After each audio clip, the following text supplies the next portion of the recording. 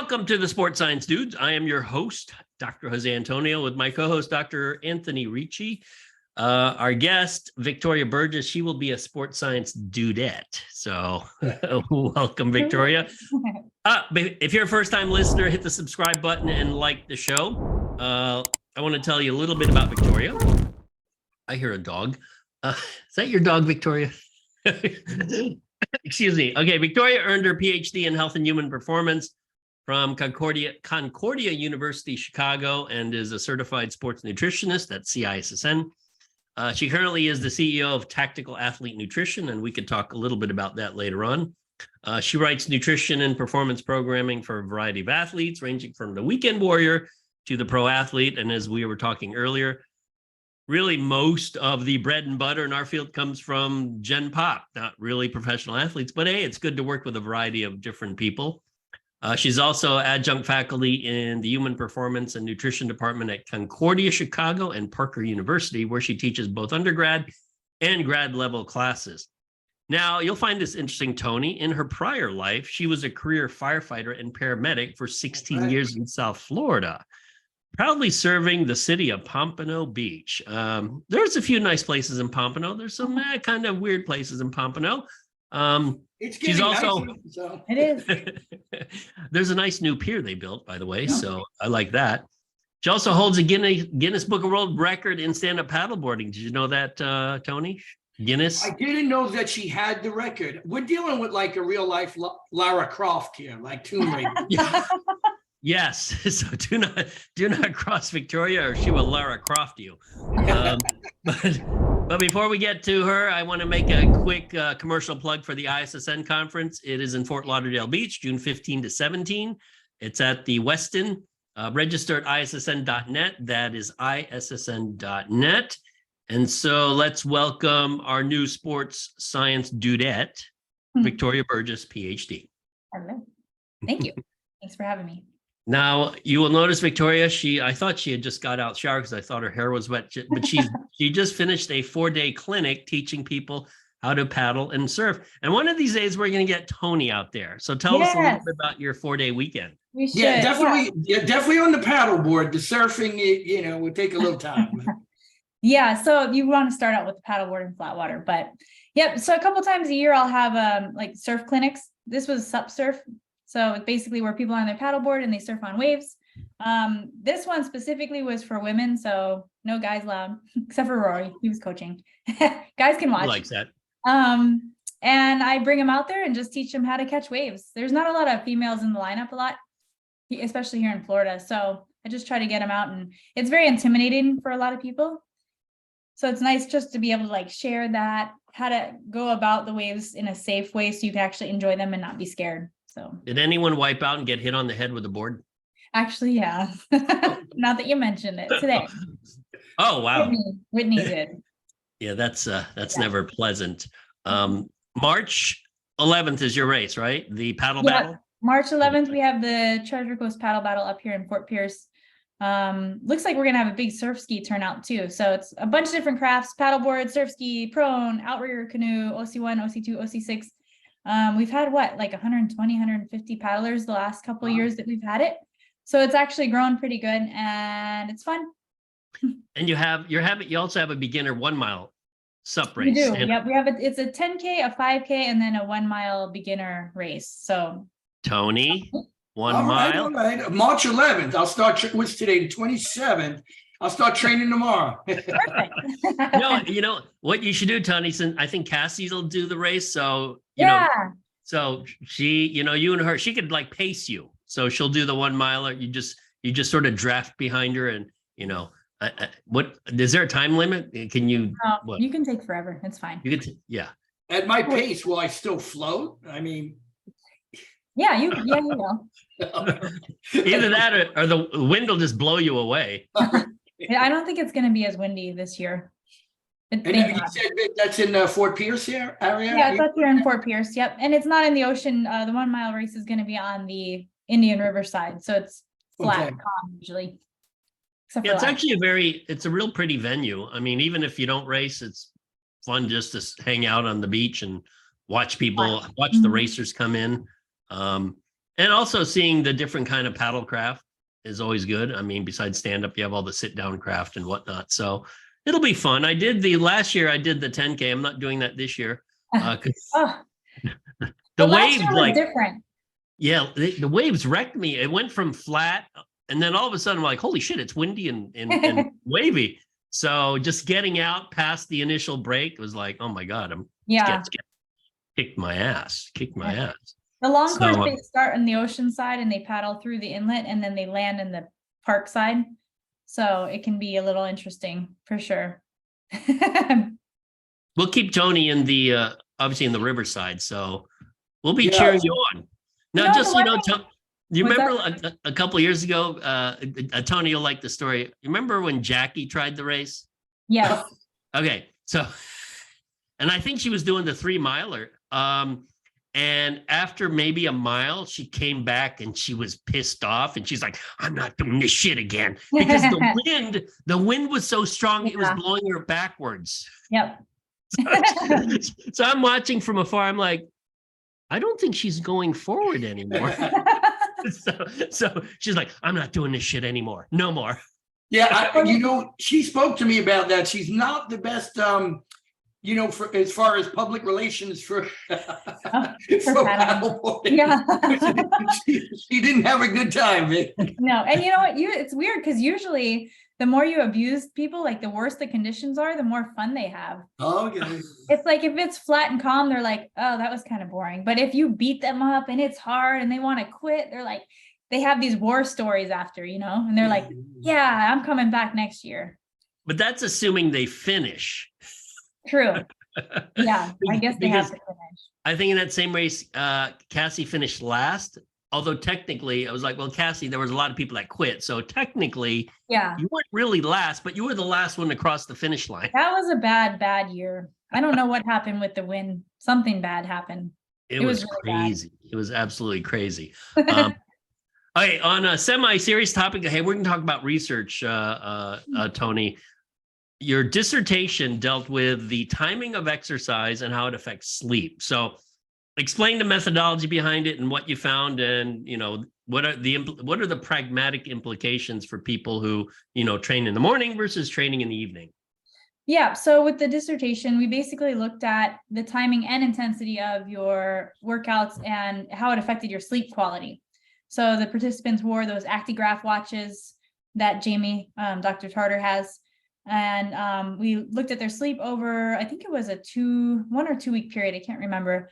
And we grouped them in groups of if they worked out in the morning or evening and the intensity of their workouts, moderate versus vigorous. And they were recreational athletes. So just like your normal type person that works out, not a professional athlete. And we found that there is no difference. It doesn't affect your sleep quality. Everybody pretty much has shitty sleep, in South Florida anyway. And we didn't find any differences though between the AM worker outers and the PM worker outers or their intensity on their sleep quality. So anybody, because a lot of times it's like, well, I don't want to work out at night because it's going to keep me awake. Or, I can't really, work out in the morning because then I get tired later and I can't da. Well, this kind of went against some of that prior research that showed differences, and we showed none. Tony might have the worst sleep quality of any human I know. Explain a little how bad it is, Tony. It's crazy. No, it's really bad. Actually, I was in, your old stomping grounds in about 98, I think 99. Were you still at Southwest Texas, Joey? No, I had moved to Nebraska, University of Nebraska. Yeah. Yeah, no, I had a bout in my 30s where it was almost, I was afraid I was going to live. That's how bad my sleep was. Oh, God. So we're talking 40. I don't think I did more than 45 minutes straight at any given point for about 6 months. And there were bouts of like 45 minutes, 3 or 4 times a night. And that was it. But nevertheless, you don't realize its value, of sleep until you don't have it, truly. Yeah. And interesting too. I mean, because I was concerned I still trained through it. I was concerned if there was a way I could manipulate it in order to better enhance my sleep. But I had tried, at that time I was trained twice a day anyway, very serious. So I don't think I could have manipulated it really just to an early morning session. But from life's experience too, I pretty much found what you did in your dissertation. I really never had an impact into, dependent upon where my training was. And this is throughout my entire life too. So even as I advanced in conditioning, I didn't find any difference myself. Interesting. So what are you doing now to help you? I mean, because there are days you like barely get any. And yeah, do you? Yeah, it's rough. So I do have a neurologist that, I've been with her for about 12 years. So the best I can do is try to be real, all the sleep hygiene, nothing new. I mean, there's nothing, there are a lot of medications that work, but they anesthetize me too much throughout the course of the day. Literally, they're so cholinergic in their effect that I'm out of breath walking up the stairs like that. I need some of the more heavy ones like an amitriptyline or the old tricyclics in order to really put me out. But all I can do at this given point is do the basic practices that have been recommended and keep the temperature down in about 65, 64 degrees, which I know Dr. Antonio, he can't survive in that with a winter coat on. Never mind. I have one of those in my households too. no, he's worse. He is much worse than me. For him, much worse. cold is what? Starts at 76? We don't go any lower than 76. 76? Okay, so I would just stay up all night and watch like the best of Lomachenko on ESPN because I'm not falling asleep in 76 degrees.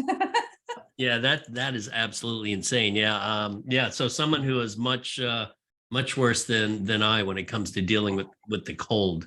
But you, Victoria, you had actually alluded to the fact that when you get the data from the watch, the sleep duration is the most important. And I'm always surprised how little people sleep, even though it's like 6 hours, maybe 7. It's like, wait, but these people work out. You'd think their sleep is better. Yeah. And the other thing I was really shocked about was how many times people actually wake up during sleep, whether they knew it or not. I mean, we're talking like 10, 15, 20 times a night, wake up periods. Not that they're awake, but they're awake. Their body responds awake. And I was like shocked at that. But I think, and I'd have to pull up the paper, but I think really like the average was like 5 or 6 hours maybe for the study on average. I just think that South Florida is a really busy place and the lifestyle is super busy down there too. And a lot of these people were, a little more in middle age, maybe they had kids, or there's so much that goes into sleep quality and just sleep in general that it's hard to control. But we know that that's not what's messing their sleep up. Right. What is it? So, what is it? Wine and beer or what? Maybe we got to do a study on that then with them. Does marijuana help, Tony? I find so THC or whether it's a CBD, I think here's what it does. It makes you not aggravated about not being asleep. Okay. That's the best way I can describe it. You're like, cool, not sleeping. Yeah. It's all good. And you just chill. Honestly, that is the difference. But there are, and I'm no expert in it, but I know people buy some medicinally, and there are so many different species of it. And like indica supposedly really does help it. And then there are those that do not. And so I have a lot to learn if it were to be used therapeutically in that context. But like I said, I've used it for that purpose. I think it helps a little bit. And what it does do is help you to relax when you're not sleeping.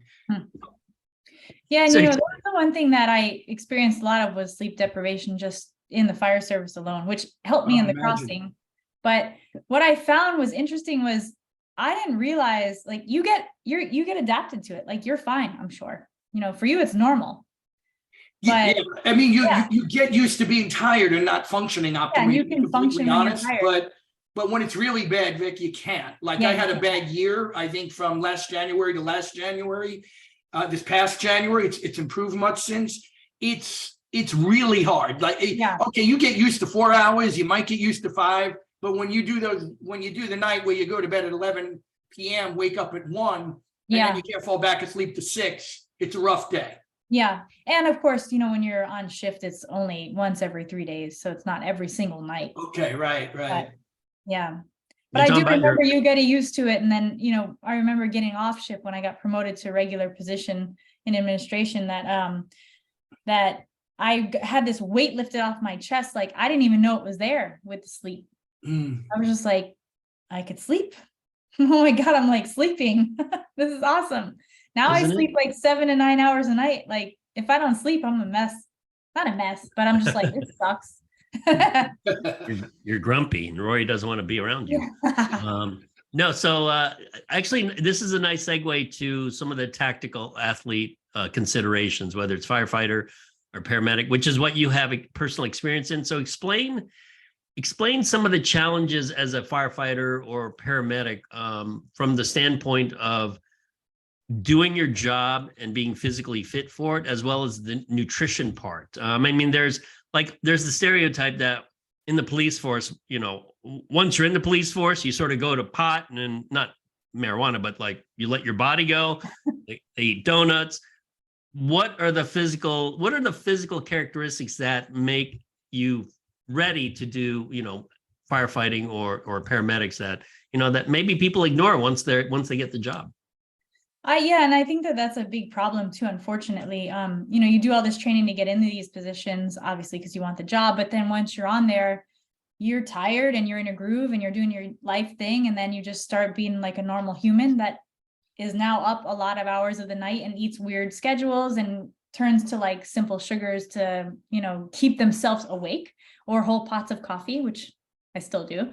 But Ain't nothing wrong with that. exactly. So, I think that this day, though, there's a lot more active people in, whether it be the fire service or the police force, but, because people are doing CrossFit and different type of more general population brought into this whole lifestyle thing. Whereas before it was like, you got hired and you're like, I ain't training anymore. But the problem is you still have to, because you still have to chase the bad guy. You still have to go in the fire and pull out the 300-pound guy that's on the floor passed out. So that's where it's really important to, and I always try to instill it. That was my whole reason behind when I first started my company, was to try to teach them that they are an athlete. And unfortunately, they don't think of themselves like that, many of them, and neither does the public or the cities or the counties or states. But they are. Like if my house was burning down and I needed help, I want somebody that's going to be able to come get me out of the second story with the stairs, you know what I mean? With like 50 pounds of gear on. So, there are a lot of things that are happening these days with grants and things with physical activity that's helping, but just they are professionals and they work, and they can't, when they're on shift, they're working. So when the cities are busy, unfortunately, they have to go, obviously. That's a 911, you go. So there's not a lot of time on the job. And then after the job, they're tired or they have other priorities. So they don't prioritize a lot of times exercise and fitness, but some people do, which is good. The eating thing is kind of hard because, especially in the fire service, we don't go off. I don't know, the police service as much. Sometimes they get like a 20-minute break to eat real quick, but we really don't. Like there's been so many times where we'd have these awesome steaks that, because some of the firefighters, they can cook, they're known for it, right? And it's awesome. I did not know that. Steaks, the guy in the fire station that's like one of the best cooks in the whole department's working with you. You're like, oh my God, I'm going to have a gourmet meal tonight. They put the steaks on, boop, the tones go off, and you got to go. And then you got to come back to cold steak. Not good. It's not good. So, and then you're up in the middle of the night, and the hospitals, they provide a lot of times like a break room with donuts and cookies and things. So when you drop off a patient, you go grab that at 3 a.m. And so it's just like a domino effect when it comes to that type of thing. And that kind of just has them wanting that type of stuff more on other days, on their off days. So I think that's kind of where it's at. Now, I would think, just like any profession, the number one killer is cardiovascular disease for firefighters, paramedics, police, and whatnot. So I would imagine the fitness, any kind of fitness protocol would be geared towards just sort of general health and fitness to decrease the risk of cardiovascular disease. And do they try to build incentives into this so that, they don't just let themselves, go to pot, or the Um, incentives just aren't there. It's sort of a personal thing. If you're into staying healthy and being in shape, you'll do it. And for everyone else, it's like, whatever. I mean, Yeah, unfortunately they can't because it's a union position. So once you're in, you can't force anybody to really do anything. Not even an annual physical ability test or agility test, which oh, really? Nothing. some departments have things that you can participate in to see where you're at, like air consumption or physical agility, but it's not mandatory. So, unfortunately, that's where it stands, and it always has stood that way, unfortunately. Yeah. Vic, where are those decisions made? So for example, is that at the city level or is it at a county level? So for what I'm asking is, if there is no follow-up physical conditioning or tests or anything like that, is that consistent usually throughout an entire state? Is it a state policy, county, or how does that work? I think it's all departments are like that, whether they're a county department, a city department, really state don't have departments, but a state department is going to be protected when they're in. So, because they're not thought of like athletes. Right, exactly. I I mean, mean, life and death is an athlete. Right. Saving And lives you'll do and training, saving your own like, lives. Yeah. You'll do like on the job training, like going through buildings, crawling around. And if you can't pass some of that stuff, then I think most departments will pull you off and make you go through a training to get you back to that stage. Okay. But as far as like actual physical agility test type of stuff that you go to get hired, they don't really regulate that kind of thing. I recall seeing, I don't know, maybe it was ESPN. It looked like, I will call it firefighter Olympics, where they were in gear and Yeah. they'd be running and then they like throw a ladder up and they Yeah. climb a ladder. But they went through all these things. It was like, well, that's kind of cool, but you got to be in really good shape to do the Yeah. things they were doing. Right. I mean, I would imagine that'd be kind of fun where you have, certain departments going against each other or county versus county or something. But I mean, is that something that people are aware of that, Yeah, can it's called the motivate you? Firefighter Combat Challenge. Oh, okay. So, and it's worldwide, actually. They have a world championship. I think they actually do it up here in Fort Pierce the last few years, which is kind of cool. But yeah, people are aware of it. It's just, some people, they don't like to work out. And that's not going to change. They just did what they had to do to get hired. And unless you get people in there that are going to educate them and motivate them, they're just going to be their person. And, that's why I always thought it was important for cities and counties and stuff to have people like us who are nutritionists and exercise scientists and stuff on their team, because these guys are there to fight fires or arrest people or do their job. Their job is not to work out, but they have to because they need to stay in shape. But they're not going to know anything about exercise science, and they're not going to know anything about physiology or nutrition and stuff. And they really don't care because that's not their job. They're into it because they want to save people. So why not like a professional sports team? Can't they have the resources to help them? And then, so that was my whole original passion, was to try to get that in. But unfortunately, it's not on the agenda for many cities to hire and spend more money for that type of resource, which is valuable for them. I mean, it's important, and it would cut down a lot on all the injuries, all the cardiovascular disease. A lot of it too has to do with, like, a lot of the research has been shown with the cardiovascular disease in firefighters is because of the adrenaline response throughout that whole period of time that they're working with, like the tones going off and stuff in the middle of the night and waking up. Even though you get used to it, your body still reacts. So you're sleeping and it goes beep. So they've actually over time changed, like now a lot of the stations that they've built, they have tones that go off slowly. Like before it was just a really loud tone and you'd be like awake. Now they have it going like a lot louder. And then people have separate rooms now. So they're trying to make it so people can get better sleep when they are there sleeping. With the separate rooms, if it's not your response. So if it's just the engine needed and you're on the rescue, only the engine tone will go off, so it won't wake everybody up, because before you would wake up every single tone that went off. So they're working on it. There's things that they're doing to work on it for sure. Yeah, what's unfortunate is, going back to the lack of, I guess, a lot of people just don't want to work out. the idea that, by the year 2030, 70% of the US population will be overweight or obese. So it'll be pardon the pun, but it'll be a huge problem. I mean, you can't have 70% of the population being overweight and obese and expect to have, paramedics, firefighters, police to, be in the kind of shape they need to be in to do their job well. It's kind of unfortunate. But as a segue from that to something you've done that is really rather unusual and super unusual, because I think only a guy did it. You're the second human being to do it and the first female. And I do know what a female is, Tony. You asked me that the other day. So the long distance and, as an ultra endurance event, the long distance paddle from Cuba to Florida, well, specifically Key West,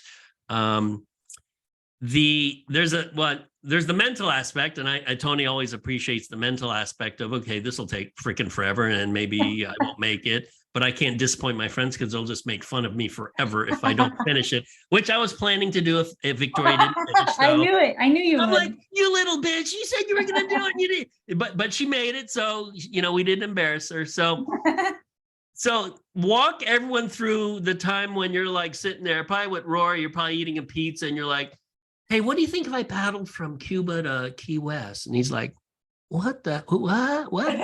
So how did it start in your head? And then the steps you took, because I know I sort of went with you through it in terms of, what you should do for nutrition, but the process, because you don't just climb Mount Everest, that summer. It's like, holy shit, I should probably prepare for this. So talk us through it. So, well, I did a couple of crossings before that were like 33 miles in Hawaii. Channel crossing. So I was used to the idea of crossing a channel. The thought where it became reality was actually conceived at a bar. Of course. With a lot of tequila involved, I think. There you go. Was someone talking you into it, or were you talking yourself into it? I think we were talking about crossings, and the guy I was talking to was Cuban, and we just talked about that channel, and it was like, oh, maybe that's a good idea, I think. Well, tell Tony a little bit about the crossing in Hawaii, so he has a mental picture of what that was like. The crossings in Hawaii that I did were the Molokai to Oahu, which is a 33-mile world championship race. It's downwinder, kind of, and it's one of the most dangerous channels in the world. And basically, you're going with the wind, with the waves, but the waves are also like 10 feet plus. They're hitting 10 feet.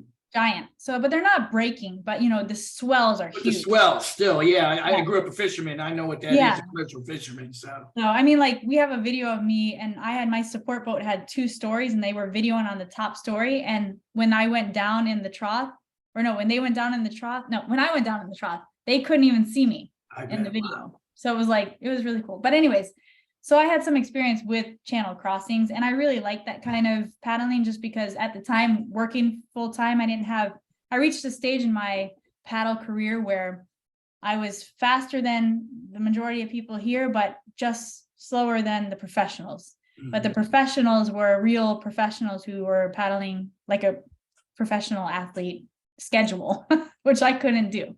So I couldn't break that barrier of speed because I needed the time to do that. So these crossings allowed me to still be able to take advantage of my ocean skills with a race and have a little more competition within myself because, you're out there kind of battling yourself and other people, but more yourself. And then that's kind of where the Cuba thing came in. The only difference was it was about, 3.5 times longer than anything I paddled, but I knew it wasn't going to be as rough. Mm-hmm. So I figured if I can handle that, this is only 3.5 times longer, probably. Molokai took me 6 hours. So it's 20 hours longer. Okay, so the 33-mile was 6 hours? It was about, I think, 6 hours. That's moving though. Yeah, I think that's impressive. To use that kind of speed with that kind of a sea, because the time, I would assume, and I don't know much about this, but the time lost, I understand that it would work in concert, balance and forward momentum, but I'd have to think there are points where balance takes precedent over actual paddling and locomotion with that kind of a swell. Yeah. So that seems to me like still a really good pace. It was a really good pace, actually, on that one. Yeah. I surprised myself, but yeah. So that's kind of how I came into the crossing world. And then we figured, well, what's close to Florida? Well, we knew that the Florida Straits was crossed because Diane and I had swam it. So I knew it was achievable if somebody could swim it. And yeah, that's when I kind of thought, well, let's try that one. Well, something 4 hours long, 4 times longer is a lot longer. It's not, that's like, that's like, you know what? Hey, I just did a 3-mile race. Hey, why don't we run a marathon? Well, how about a boxing fight with 48 rounds? Yeah, right. Sure, 48 rounds, I'll do it. I don't know what I was really thinking. I guess I just was up for what I really wanted to do. Actually, now that I think about it, was I wanted to see how far I could push myself, because I feel like not that I never challenged myself, but I feel like, the point where you hear people talking about they broke and this and that. And I've always been a pretty natural athlete, even with paddling. I don't train too much, and I've been able to be pretty quick with paddling without training. So I wanted to see like what that feeling was of breaking mentally, physically, whatever it was. And I just figured, well, hell, nothing else I've been doing is working. It just seems like it's not easy, but easy. Like, what can I do to put myself in a position where I'm going to break myself? And yeah, so I kind of, and you know what, there was a point out there where, not that I was breaking, but I actually was like, oh, okay, this is where the line is. Like, I'm either going to stop now or I'm going to finish. And that was like probably the most tough mental decision I ever had to make with anything.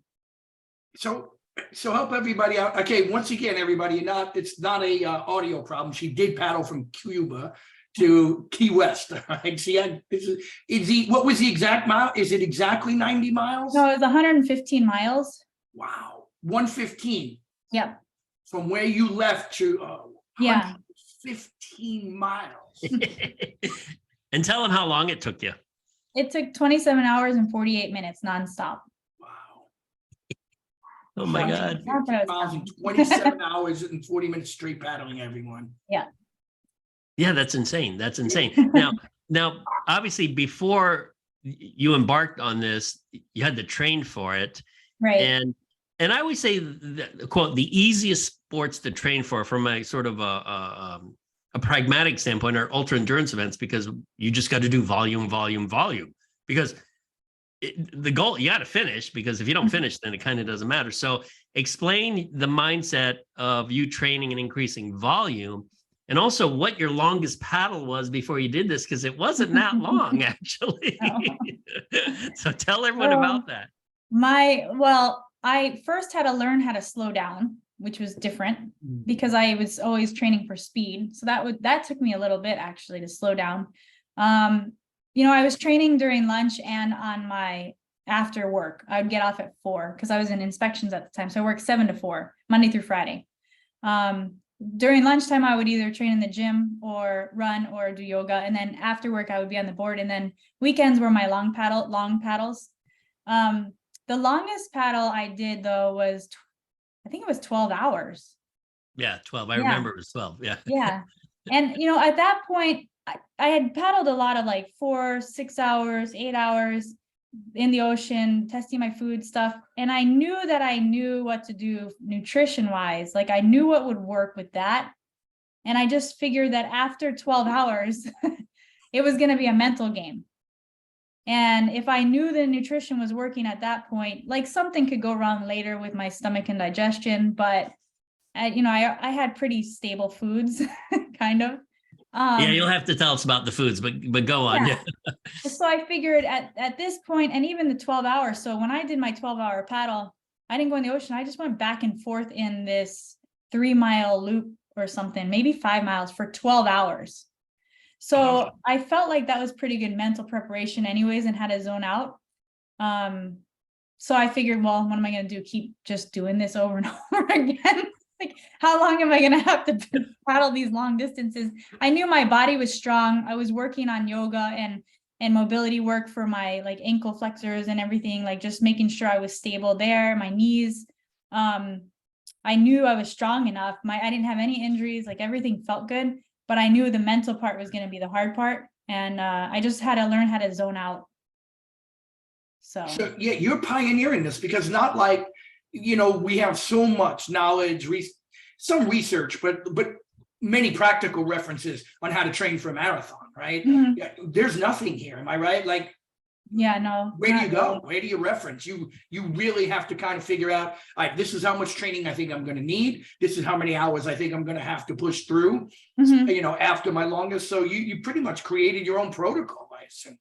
Yeah, kind of. I mean, Yeah. I was expecting it to take up to maybe 30 hours, I think, in my Mhm. head. So, that's kind of what I wrote everything for with the nutrition wise. But paddling is very strenuous on your body, and with the repetitive motion of just this and that, it's like I didn't want to injure myself before. Right. And we found data after, because we did saliva samples, that it's probably a good thing that I didn't do too much longer paddles throughout that time, in a way, Yeah, because you were wrecked for a while after the crossing. I mean, your body was a mess. Explain though, I think these are sort of the funny parts of this. Before we get into how many times you thought about quitting, tell everyone what you were eating, because I know when we had talked about your nutrition, I said it's calories, calories, calories, calories. Your brain has to stay awake. If your brain quits, you're done. So Yeah. the goal was we were actually training your brain. It was sort of like the paddling stuff, you're fine, but the brain stuff. So tell everyone what you did for that. So, well, okay, we set everything up with every half hour. First of all, I was going to eat something. So every half hour on the hour, I would have like a snacky type food. And every hour I would have more like a meal, if you want to call it that, type food. It was probably about 400 calories an hour or so, was I thinking. The snacks I had were like cookies. I did have fettuccine Alfredo out there. I learned that you can't really, it wasn't practical because I had to try to dump the bowl in my mouth, because I wasn't sitting there like taking my time. I was trying to limit how much time I was spending eating. And later on, I couldn't even sit at all. So I would just take the sandwich and rip it. But I would have peanut butter and jelly, fettuccine Alfredo. I didn't actually do pizza because I don't think that worked on my practices that well. Lots of Oreos, Coke. I had 7,000 calories throughout the whole time. Wow. So 7,000. So the over the eating 27 hours. portion, yeah. The eating portion was just as well planned out. And during the actual paddle, my crew was on point with it. Literally, I told them what I needed. They knew what I had. I knew what I was in the mood for, because later on in the paddle, I kind of started getting a little moodier, for what I was gonna want. But they were ready. I would paddle over to the boat. They would hand me a cookie or whatever I wanted, and then I would stuff it in my mouth and go. So they were on point, and they really kept it, because I said, no matter what happens, make sure I eat every half hour, no matter what. Later on, maybe when I had 4 hours left or so, it became really hard to eat. And so I kind of just, in a way, stopped a little bit. And they still were feeding me those baby food squeezy packets, just more liquidy stuff. Yeah. And I had liquid with carbohydrate in my pack as well, with electrolytes, the Tailwind supplementation. But yeah, the end part was hard, and I definitely didn't want to eat anymore. But I have to tell you, it kept me going. Thinking about that next Oreo was I was excited. I'm like, is it Oreo time yet? Wait, is that the video you sent where they were almost, I think they put an Oreo on a fishing pole or a fishing line, and they were kind of teasing you? Those little grabbers that you grab when you have a bad back, you can't reach down or something. Yeah. They put an Oreo on that, and they held it out in front of me, trying to make me paddle faster. What was the fluid volume about approximately? Do you know? Over that 27 hours, we got about 7,000 calories. I remember the amount of fluid, but my pack was 1.5 liters. Okay. And I did a pack change every 3 hours. Shoot, I should have looked, but just curious if it, just to get it, fill in everyone about just how much has to be consumed in order to do that, because the water turnover is high. Even if you're not profusely sweating, you're losing a lot of water. You're losing it. And it was interesting because I did pee a lot, so I knew I was hydrated, so that was good. That's good.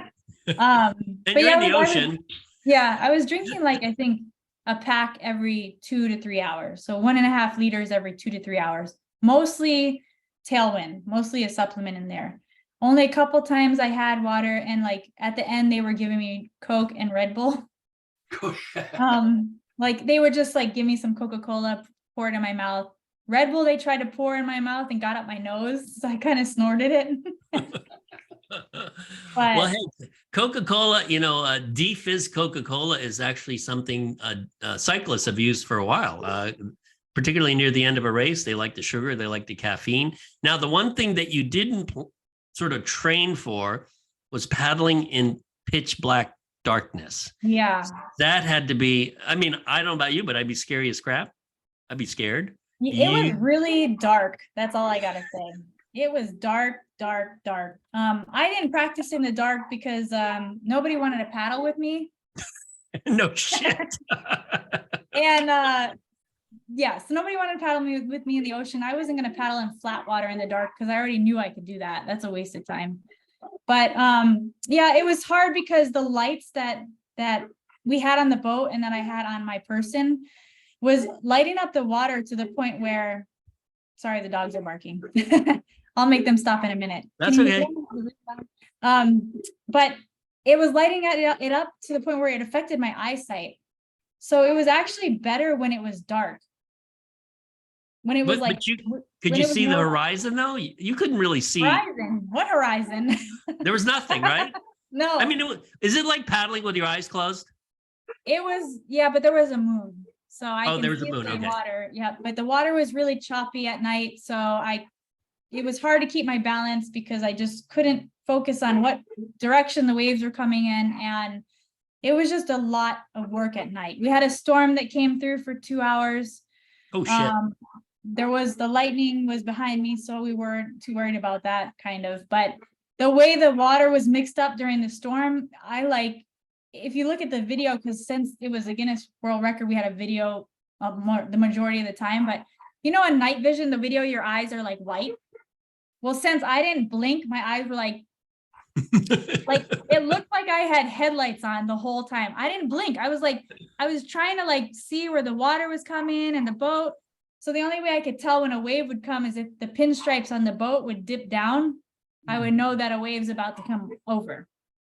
So I was staring at the boat pinstripes, trying not to fall, but you'd be surprised how much your eyes adjust in the dark out there. But what a challenge on balance now, because you've lost, your visual acuity is being compromised, right? Because there's no anticipation. You can't read the waves. You can't read the currents. So now your reaction time is really got to be quick because you can't anticipate what's about to happen. That's phenomenal to me. You essentially cut off one of your senses almost entirely, and you're still doing the event, Yeah, balance was definitely interesting. I had a wider board that I don't usually paddle on. It was 28 inches wide. The board that I race on is 21.5 inches wide. So the extra width helped my stability. I didn't fall in at all. Not at all. Wow. That's amazing. Yeah, it is. And, but at nighttime, I just went really slow. What was I going to do? I'd rather not fall in at that point because I didn't want to cramp up by, if something happened, I had to get back on. It was so dark that I didn't want to fall in. I could imagine the monsters lurking. I forgot, we didn't put on a leash. It was interesting, but yeah, I had one glow stick on, and the captain, we had 2 captains. One woke up and he's like, "Get her over here. She only has one little glow stick on. You see where you're at? There's nothing in the ocean." Right, so they right. put more glow sticks on my board. But why didn't they make you wear a leash? No, they didn't not make me. I just didn't. I don't know. I didn't want my leg to be restricted and get cut off circulation, which probably was a good thing because the last few hours, that was when my feet started swelling and my ankles. And I'm assuming that I had not compression pants, but tighter pants on. The compressions weren't good. Like compression wasn't good. It was very painful. So any compression things I had, I think I took off. Oh, so you're better off without any of it. So that's Like why I didn't have an eye leash, because I didn't want my calf or my ankle to get squeezed the whole time. Wow, that's crazy. And- Oh, and you're unmute yourself, Victoria. Oh, there Oh, you sorry. go. Vic, at what point did that inflammation really start to pick up, like that ankle swollenness, and like how many hours in are we at this time? I'm just curious too, like this is amazing, because we're talking physiology that in sports science, no, we don't know anything about this. No one, you know. I think it started, I started noticing it when we started coming closer to Key West, about maybe like 3 or 4 hours out Okay. of the finish. So like 22 hours, maybe. Wow. I like started feeling my feet throb a little, and I looked down and I couldn't see the bones anymore. So Yeah. I mean, you're vertical for 22 hours at that point, yeah. right? And just the stability on the board that I needed, because it was a lot more choppier than we were assuming. It was like my feet were just working a lot more than I thought. But yeah, it was. And then actually, like that night, later that night when we landed and we did lunch and dinner and we went out, I hadn't really sat down too much at that point. And I was hobbling around, like it was bad. But my hands started swelling too. My arms started swelling, because I had been standing up then for like 40 hours. Wow. That's amazing. And then how many weeks, months later did you finally get back to normal? Because you were a wreck for a while, I actually. don't think I'm ever normal. Well, okay, so the cortisol and all those inflammation markers that we tested were elevated crazy at the end, for obviously. My feet and stuff, the swelling went down pretty much by the next day. I elevated them at night, like really high, and took a bunch of Advil and stuff. I felt fine, but I was weak, so I couldn't do pull up for a while. But I felt like I wanted to work out like really short after, like the week after, but I kind of relaxed. But then with the study we did, a week after testing again, 5 weeks and 6 weeks post, and then 8 weeks. And my inflammation markers, they started going back down to base level, and then they shot back up after 5 weeks. And I got sick. Like I got a really bad cold. So we haven't published that study yet, but we're going to. But it was interesting. Are you writing it up? Part of it. You should just send it to me. I'll write it. Okay. It's on tape now. Dave. Sorry. Go ahead, Tony. No, I just saw one. You hold, so the Guinness Book is this event, is that correct? The record you hold, and The record I hold, yeah. distance and obviously the time, because only 2 people have done it, right? Yeah, I beat the guy's time. Cool. And so I have the record for the female and really overall, but in the book it's for the female because that's the division. I didn't really know it was even a thing until I was looking to see if anybody actually had done the crossing before, because I wanted to do something different that really nobody had done before. And then I'm like, oh, this is actually like a legit, they have a record for this. Good thing I found it. Very cool. Imagine doing that whole thing and not having the data to support. Oh yeah, you have no idea. Oh gosh. I'd be pissed if that happened. Oh God. So we have a few minutes left. So tell us do you have a new big adventure coming up?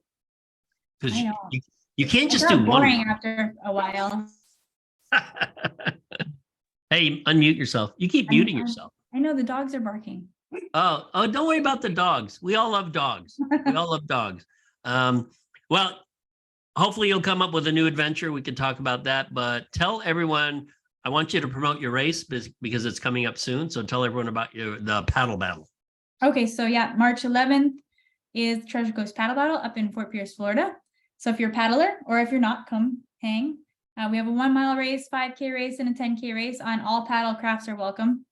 And yeah, it starts at 8:39-ish registration. So if you're in the area, come by. It's a fun sport.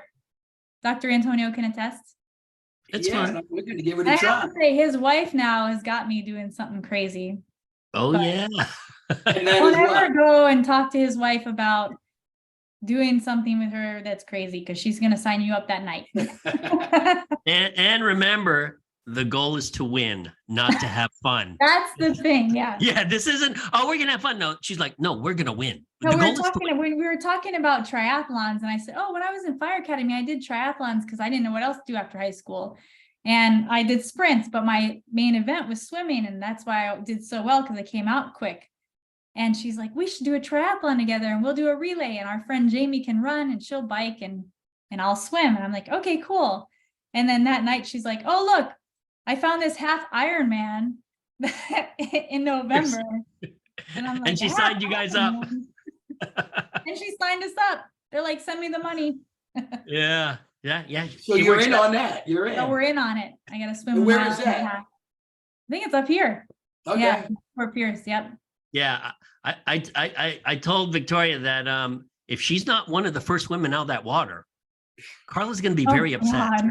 Can you imagine? She's like, if you can, actually, I said, if you can get a lead, you guys will win because Karla kill everyone on the bike. And Jamie's Yeah. a pretty fast runner. But if you're in the back of the swimmers, oh boy, all hell will break. No, you I'm gotta kidding. be top 3 out of the water. I said, oh God. That's right, top 3. 1.1, I 1.2, I think. Yeah. 1.2. Okay. We got this. I got this. Yeah. you'll No, crush I Gosh, think you guys will it's take- well under 27 hours. Anything Yeah. under If I can 27 paddle hours, from Cuba, I think you're going to be fine. I didn't quit when I wanted to, so we're good. And also, like, you do teach though, right? How to paddle, and you give Oh, yeah. lessons. Yep, So we how do do they contact lessons. you for that? You can hit me up on my Instagram, Aquaholic V, Okay. or Facebook, same name. Victoria Burgess. We do paddle lessons, surf lessons, whatever Awesome. kind of lessons you want lessons. Are there board rentals at the race, or people just bring their own boards? People mostly bring their own boards. There's no board rental at the race, but if you need a board, you can just let me know and I'll contact you with the local surf shop that has boards to rent. Well, I'm thinking for Tony to get on a beginner board, he Oh, can. yeah. He and Hmm. Cassie could do the 1 miler. Yeah, we got to find a board for you. I might have a board that would work for you. Rent me colorful out. board. Yeah, maybe I'll use the Nimitz for the USS. That's a nuclear powered aircraft carrier. Let me use that for the first race. Okay, And then, then I'll get on the other board. perfect. You'll definitely not sink on that. Yeah. Okay, well, hey, we're out of time, Victoria. I want to thank you for coming on the Sports Science Dudes. You were an official Yeah. Sports Science Dudette. Do that. And so just For one more having me. plug for the ISSN conference, June 15 to 17, Fort Lauderdale Beach at the Westin. Victoria will be there. Tony will be there. I'll be there. So again, Yeah. thanks a lot, Victoria and Thank you, guys. Tony. This was awesome, Victoria. Thank you. Yeah, good talking to you. Have a great day. All right, see ya. Bye.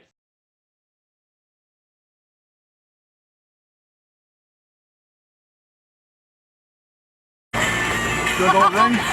I'll give you the whole thing. Okay, put that on. The struggle! This is not a good idea. Hey, do the whole thing.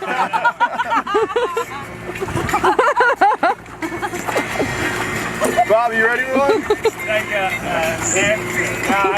Those are really good.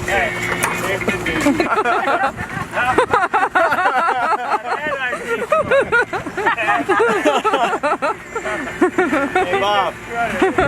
Bob.